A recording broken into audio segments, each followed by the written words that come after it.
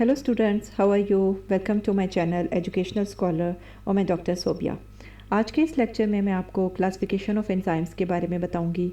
आप already enzymes के बारे में जान चुके होंगे। एंजाइम्स क्या होते हैं, एंजाइम्स डिफरेंट रिएक्शंस के कैटालाइज होने में किस तरह से हेल्प आउट करते हैं, कौन कौन से डिफरेंट फैक्टर्स हैं जो कि एंजाइम की एक्टिविटी को अप एंड डाउन करते हैं, जिसमें आपने environmental factors, different kind of inhibitors और को एंजाइम्स वगैरह के बारे में और फैक्टर्स की थोड़ी डिटेल के बारे में स्टडी किया।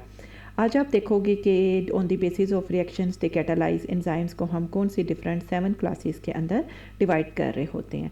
लेकिन आगे बढ़ने से पहले मेरी आपसे रिक्वेस्ट है कि आपने अभी तक अगर चैनल को सब्सक्राइब नहीं किया तो काइंडली सब्सक्राइब का बटन प्रेस कर दें। चलते हैं अपने लेक्चर की तरफ।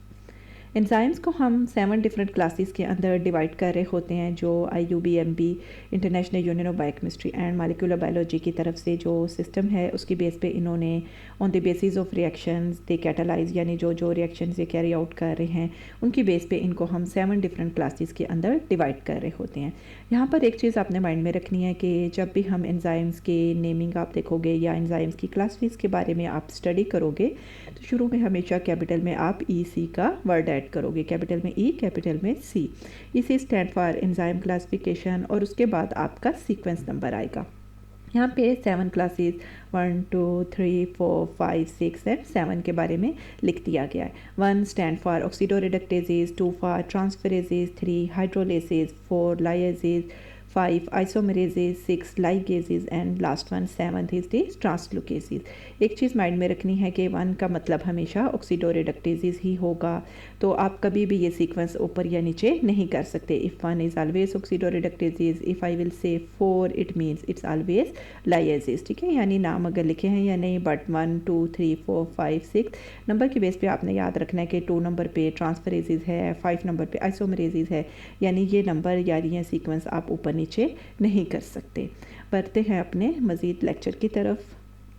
यहाँ पे सबसे पहले 1 बाय 1 हम देखेंगे तमाम आपकी क्लासेस की तलात और साथ साथ उनकी हम एग्जांपल्स भी देखेंगे। फर्स्ट ऑफ ऑल आपकी पहली क्लास ऑक्सीडोरिडक्टेजेस, जो देखो तो 2 पार्ट्स जो हैं वो इस नेम को कंप्राइज कर रहे हैं, oxido and as well as the रिडक्टेजेस।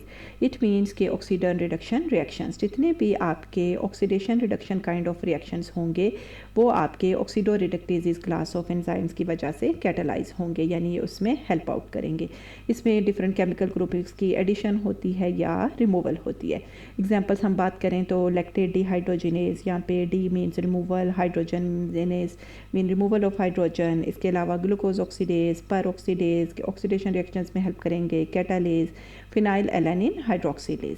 अगर हम यहाँ पे इसकी एक एग्जांपल देखें जिसमें जितने भी आपके ऑक्सीडेशन रिडक्शन रिएक्शंस हैं और इसी बेस पे यहाँ पे इनको हम रिडॉक्स रिएक्शंस का भी नाम देते हैं, यानी RED रेड एंड ऑक्स, यानी redox kind of reactions. Oxidation reduction reactions में क्या होगा, एक चीज़ यानी रिएक्शन के एक साइड पे अगर ऑक्सीडेशन हो रही है तो दूसरे साइड पे लाजमी रिडक्शन होगी, यानी ऑक्सीडेशन रिडक्शन रिएक्शंस यानी रिडॉक्स रिएक्शंस हमेशा side by side carry out होंगे। यहाँ पे आप देखो लेफ़्ट साइड पे रिएक्टेंट्स जो हैं लैक्टेट और NAD जो, और दूसरी तरफ आपको प्रोडक्ट्स में पायरुवेट NADH दिखा दिया गया है। ऑक्सीडेशन मीन्स यानी लेफ़्ट साइड पे ऑक्सीडेशन हो रही है, लॉस ऑफ इलेक्ट्रॉन, वाइल की रिडक्शन जो है वो आपकी गेन होती है। यहाँ पे NAD जो है वो ऑक्सीडेशन को, जबकि NADH जो है वो रिडक्शन के इसको शो कर रहा है। अदर एग्जांपल्स इंक्लूड ऑक्सीडेजेस, पर ऑक्सीडेजेस एंड डिहाइड्रोजिनेसिस।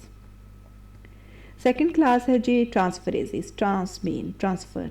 ठीक है, यानी जब आपके डिफरेंट मॉलिक्यूल्स के दरमियान फंक्शनल ग्रुप की ट्रांसफ़र होगी तो उसमें जो एंजाइम्स हेल्प आउट करेंगे they are belong to the second class mean transferases. कोई भी ग्रुप आपका ट्रांसफ़र हो सकता है, जिस तरह oxidation reduction reaction side by side catalyse होंगे तो यहाँ पे भी क्या होता है कि जब फंक्शनल ग्रुप की ट्रांसफ़र होगी तो एक मॉलिक्यूल यहाँ पे डोनर के तौर पर, जबकि सेकेंड मॉलिक्यूल आपका एक्सेप्टर के तौर पर एक्ट करेगा। डिफरेंट एग्जांपल्स में आप कह सकते हो ट्रांसएमिनेज, जिसमें ALT एंड AST है, यानी alkaline transferase, aspartate transferase, phosphotransferases यानी फास्फेट ग्रुप की ट्रांसफरेजेज, जिन्हें आप काइनेजेस का भी नाम दे देते हो, ट्रांसमिथाइलेजेज यानी मिथाइल ग्रुप की ट्रांसफ़र, ट्रांसपेप्टिडेजेज एंड ट्रांसएसाइलेजेज। यहाँ पे अगर आप एग्जाम्पल के देखो तो यहाँ पे जिस तरह मैंने बताया कि एक जो है वो डोनर के तौर पर एक्सेप्ट करेगा और सेकंड जो है वो आपका एक्सेप्टर के तौर पर एक्ट कर रहा होता है। यहाँ पे alanine and ketoglutarate in the presence of enzyme alanine transaminase वो पायरुवेट और ग्लूटामेट के अंदर कन्वर्ट हो रहे हैं। यहाँ पे आप अगर देखो तो एलानिन का जो फंक्शनल ग्रुप है वो रिप्लेस हो गया है कीटोग्लूटारेट के फंक्शनल ग्रुप से, और जो कीटोग्लूटारेट का फंक्शनल ग्रुप है वो रिप्लेस हो गया एलानिन, यानी दोनों ने एलानिन और कीटोग्लूटारेट ने ये जब रिएक्टेंट्स के तौर पर एक्ट कर रहे थे तो इन दोनों ने एक दूसरे के फंक्शनल ग्रुप को रिप्लेस कर लिया और 2 न्यू प्रोडक्ट्स की फॉर्मेशन में आपको हेल्प की। Number 1 is the pyruvate and number 2 is the glutamate, यानी एलानिन के पास जब ये कीटोग्लूटारेट का फंक्शनल ग्रुप आया तो ये आपका पायरुवेट बन गया और कीटोग्लूटारेट जो है वो आपका एलानिन के फंक्शनल ग्रुप के बाद ये ग्लूटामेट के अंदर कन्वर्ट हो गया। ट्रांसएमिनेज यानी अमाइन ग्रुप की इसमें ट्रांसफ़र आपको दिखा दी गई है।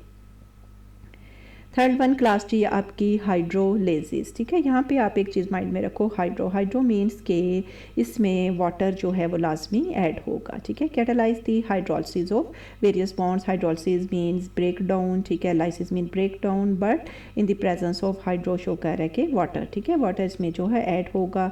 जितने भी आपके सपोज पेप्टिडेजीज जो कि पेप्टीन हाइड्रोलाइसिस एंजाइम्स हैं, कार्बोहाइड्रेजीज कार्बोहाइड्रेट की लाइसिंग में जो काम करते हैं जिसमें amylase, maltase, lactase and others, lipid hydrolases enzymes यानी lipases, deaminases, phosphatases यानी जितने भी catalyzing kind of enzymes हैं वो आपके इसके अंदर शामिल हो जाते हैं, ठीक है। यहाँ पे लेकिन वही चीज़ आपने माइंड में रखनी है कि जब भी इसमें हाइड्रोलिसिस रिएक्शंस होंगे but in the presence of water, यानी lysis in the presence of water, pyrophosphate in the presence of water, enzyme यहाँ पे पायरोफॉस्फेटेज एंजाइम है और ये आपको फॉस्फेट की फॉर्मेशन में हेल्प कर रहा है। सेकंड आपको सुक्रोज दिखा दिया गया है इन द प्रेजेंस ऑफ वाटर, जब हाइड्रोलिसिस हुई है तो ये कन्वर्ट हो गया है हाइड्रोलेज एंजाइम जिसे सुक्रेज का भी नाम दे दिया जाता है ग्लूकोज एंड फ्रुक्टोज के अंदर।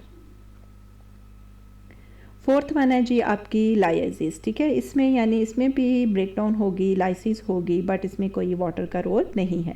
पिछले में हाइड्रो का वर्ड ऐड था जो आपको वाटर की एडिशन को शो कर रहा था। सो यू कैन से वेरियस बॉन्ड्स की क्लीवेज होती है other than hydrolysis and oxidation, यानी वाटर इसमें इन्वॉल्व नहीं होगा। अमोनिया, कार्बन डाइऑक्साइड जो हैं वो डबल बॉन्ड वगैरह के ऐड पे हो सकते हैं, ठीक है। फ्यूमरेज इसकी एग्जाम्पल है, कार्बोनिक एनहाइड्रेज इसकी एग्जाम्पल है। एसएच वाटर जो है ब्रेक डाउन में इन्वॉल्व नहीं है जिस तरह के हाइड्रोलेसिस की क्लास में ये इन्वॉल्व था। यहाँ पे आपको एग्जांपल दे दी गई है फ्रुक्टोज 1,6 बाइफॉस्फेट, ये एल्डोलेसिस की प्रेजेंस में ये जो टिल्टेड लाइन है ये आपको शो कर रही है कि यहाँ से ये मॉलिक्यूल 2 के अंदर कन्वर्ट हो जाएगा। नंबर 1 आपका डाइहाइड्रोक्सी एसीटोन फॉस्फेट जिसे हम DHAP भी कह सकते हैं, एंड सेकेंड वन आपका ग्लिसरल्डिहाइड 3 फॉस्फेट जिसे आप G3P का भी नाम दे सकते हो। फिफ्थ क्लास है जी आपकी आइसोमरेसिस, ठीक है, यानी जिसमें डिफरेंट किस्म के आइसोमर्स बन रहे होते हैं। आइसोमर्स का मतलब कि डिफरेंट म्यूटेटेड फॉर्म्स जिसमें बन रही होती हैं, और you can say isomerization changes इसके अंदर कैटालाइज हो रही हैं। आइसोमर्स मोस्टली वो होते हैं कि जिनका मॉलिक्यूलर फार्मूला तो सेम होगा बट उनकी अरेंजमेंट की वजह से, इंट्रामॉलिक्यूलर अरेंजमेंट की वजह से उनकी जो नेमिंग है वो चेंज हो जाती है। जैसे L2D यानी लेफ्ट हैंड इमेजेस से राइट हैंड इमेजेस चेंज हो जाते हैं, म्यूटेज रिएक्शंस इसके अंदर इन्वॉल्व होते हैं।